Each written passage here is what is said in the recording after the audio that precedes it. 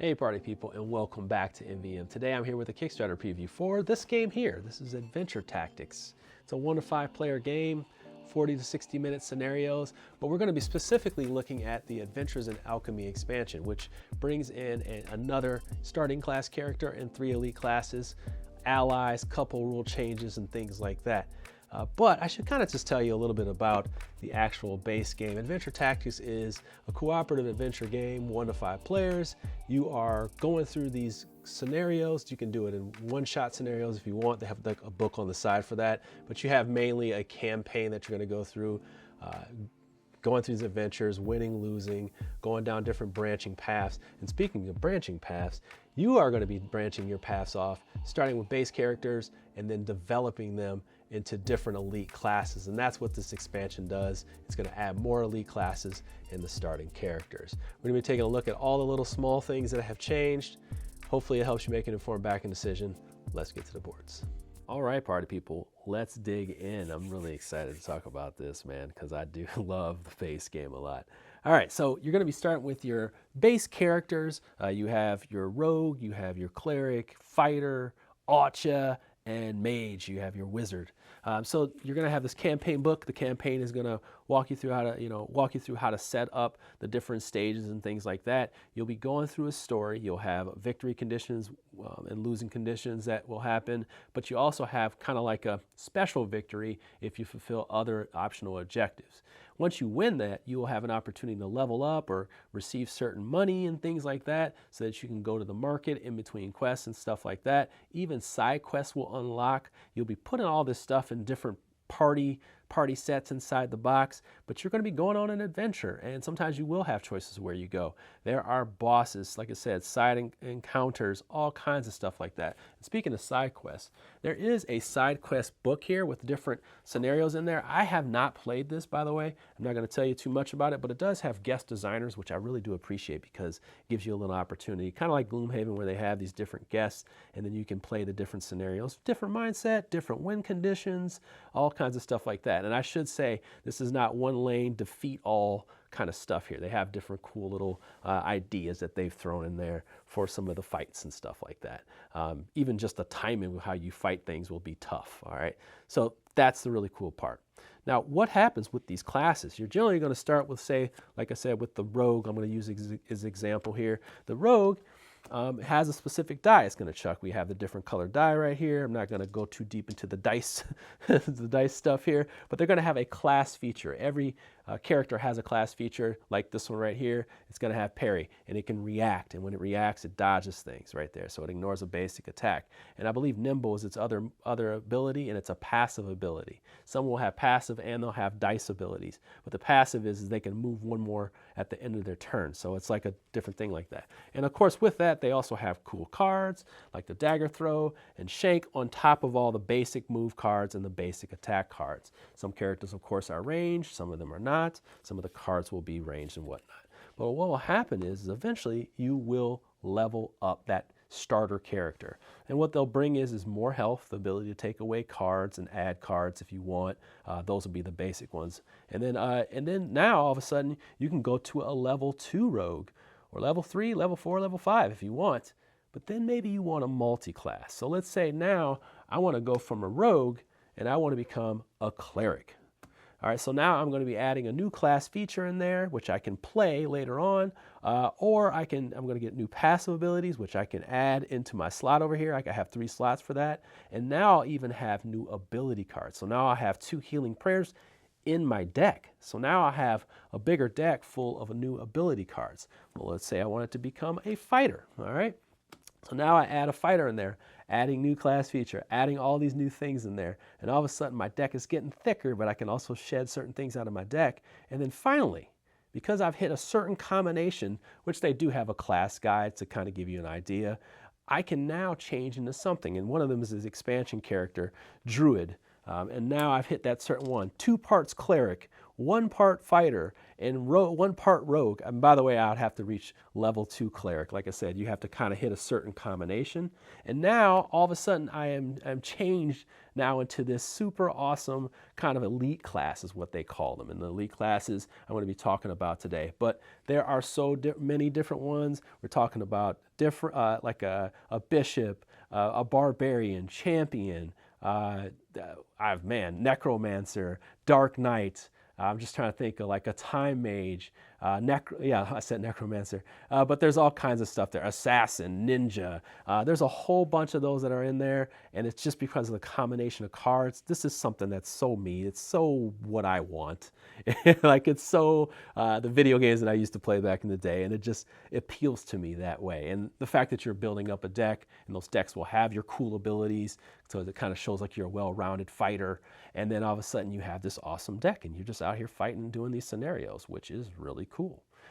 So you should know that now in this base game, in this new expansion, the Adventures of the Alchemist, they're going to have this new character Lane, and that's a new starting class character, which is the Alchemist. And the Alchemist, the thing that's interesting about it is it throws potions. It has these elixirs, and it's going to toss them with the potion toss passive ability, but it's also going to toss healing elixirs. It's going to have one that's explosion, but it also has one that's adrenaline that'll make another character take a basic attack action or a basic movement. It's a really slick kind of character. But if you level up to level 2, after that you have the option to become an oracle. Okay, and the oracle has a class feature where it can look, if it's adjacent, it can look in someone else's deck. It can grab cards out of the discard pile. I believe it's the discard pile. No, let's start a scenario. Replace a card with any other card from your deck and remove this card. So you can kind of play around with your deck a little bit and play around with somebody else's deck. It's got kind of an attack and sacrifice to it as well. So it's a really interesting character. And as you get to these elite classes, they're going to have better dice, and they're also going to just be a tad more complicated. But that's that one here, along with this new story stuff, along with this new, campaign-like stuff in there. And now we have the Druid, all right?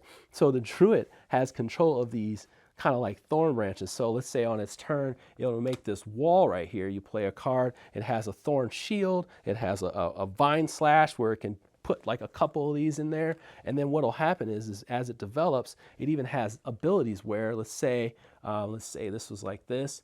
Oh no, we'll just leave it right there. Let's just say it was like this. On the turn, if an enemy activates, they would take a damage right away. It would just take a damage right away based on this dice ability right there. This one has a really, really cool, it just has a really cool strategic positioning thing. And sometimes bosses in this game will use obstacles to kind of stop you from line of sight and things like that. Well, as this guy develops, the Druid develops, they don't make line of sight anymore with the bushes for you. So you can kind of use that as a way to kind of pick off enemies and hold them back. It's a really, really slick class. It's so fun to play. All right, so fun to play. It's even got a whip. I forgot to talk about that. It's even got you can make like a little three square whip as well. Just a really interesting class. And then finally the Mimic. Man, this is super cool. So the Mimic touches these 2 white dice, kind of weaker dice. That's okay though, because they're going to be doing some things that kind of change the game up, change your mindset up. Now, for example, we can kind of talk about the Mimic here. It is 1 part fighter, 1 part wizard, 1 part archer. And what you do is when you do that, they're going to get a class feature. This one here, it chucks 2 red dice, so it's going to be pretty lethal. Okay, red dice are pretty lethal. And then you're going to have, it's going to heal that amount. And then it says it's going to attack. And then it's going to heal equal to that amount of damage dealt. Now, if I kill that enemy, now I get a permanent +1 to my max HP. That's nuts, okay? Now, on top of that, it can move an enemy up to 5 spots. So it's got like this man talk, if you know this is, ooh, ooh. So it can move, let's say move a character, move them 5 spaces, and then move them in range, okay? So that would be kind of a cool little thing. It draws 5 cards. These are not basic attacks or basic moves. So you kind of have these little abilities that are going to be manipulating and healing and just moving people around. Now, I have not played as this character. I played as the other ones over there. I just haven't played on this one here, but I just thought it was super cool. You only have so many time to play all these different characters, but I definitely got a chance to get a taste of all of these. This one just seemed like the coolest after I really dug into it a little bit deeper. But yeah, those are all the characters. Now, what are you doing on your turn? All right, so everybody's going to get 4 cards, all right? They're going to start with 4 cards, and we're going to establish initiative order. Now, this is important because this is a response to the some feedback that they got on the initial game. So these used to get shuffled up. You would establish initiative, and when you did, it could come out anyway. So as you can see, we got enemy tokens. Oh, I got one extra over here, and that depends on scenario, by the way.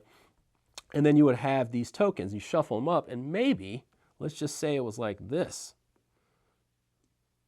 Uh-oh, we got some big problems right now, right? So you have all these different characters are going before, the enemies are going before the characters. Well, that could be rough in a low-level situation because the bosses can just pummel that character.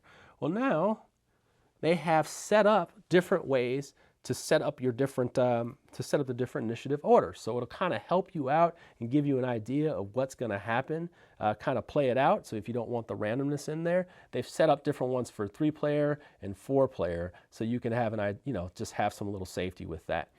So now you have your initiative order, and that's the order they would go into. If you have a monster, you would just flip over the AI deck card, and it will tell you what to do with the enemies, and it will also tell you what with the boss, but it'll also tell you what to do with the minions, or if the minions activate. The cool part here is that if you don't want this thing to play out if you're playing normal maybe, and you want it to play out where you want to put yourselves first, well, you can do that. You can use one of these tokens here instead of the potions that you had to use regularly. You can use this, and then you can manipulate 2 of these tokens here. So maybe you want to move them back, so then you can have maybe two goes in a row like that, and you can manipulate the tokens.